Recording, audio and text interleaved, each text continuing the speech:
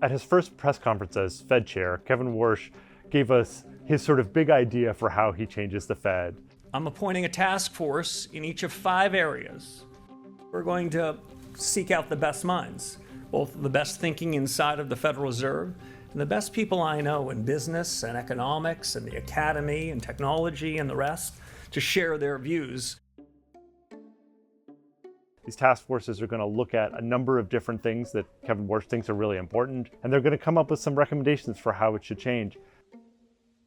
One of Kevin Warsh's most clearly held and often articulated views is that artificial intelligence is a reason for the Fed to cut interest rates in the long run. Much like the widespread use of the computer in the 1990s, he thinks that the advancements in artificial intelligence are going to help businesses and consumers be a little bit more efficient, be a little bit more productive. Kevin Warsh didn't come to this view about artificial intelligence by accident. He is an artificial intelligence evangelist because he spends a lot of time with people who are working in the field. People like Peter Thiel, Mark Andreessen, Alex Karp. But it's going to be a kind of challenging argument, I think, to make to the rest of the members of the Fed who are, not sitting out there blind, ignoring everything that's going on. I'm bullish on the long-term prospects of AI, but what are the short-term implications for monetary policy or even the long-term implications? I think it's still too soon to know.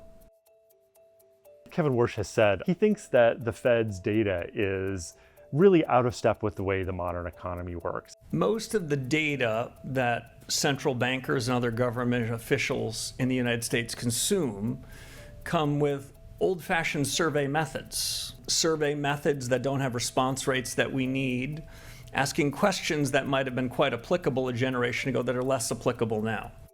He talks about things like the jobs report. That number often gets revised up or down, often quite substantially by tens or hundreds of thousands of jobs over the months. Kevin Warsh argues that there is much better data that the Fed could be using out there in the economy.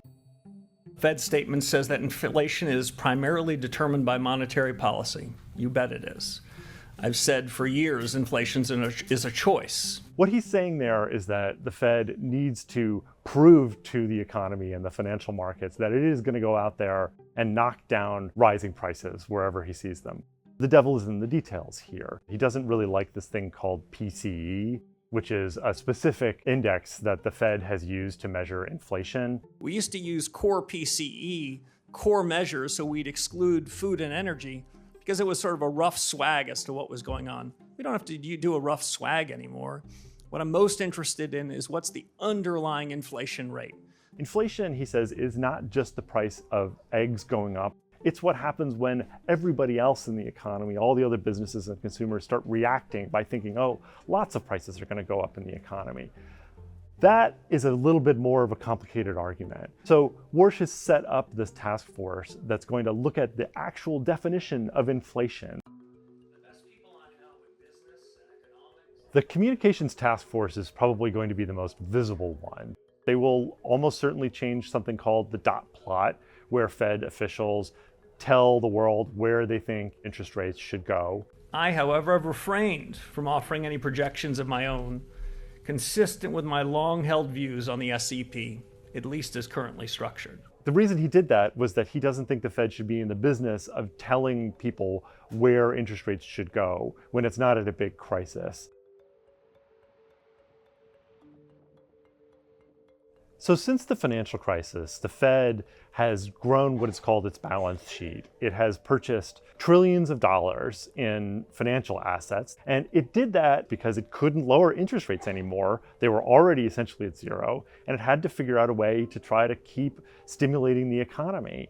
I believe we need a smaller central bank balance sheet. The balance sheet tool disproportionately helps those with financial assets. People worry that when the Fed starts getting rid of all of these things on its balance sheet, particularly mortgages, it might cause the yields on those debt to rise. That's the worry when people talk about the Fed reducing its balance sheet, that it could have some effect on interest rates that regular consumers pay on mortgages, for instance. And of course, it's a big concern of the Trump administration and a lot of Americans to get mortgage rates down.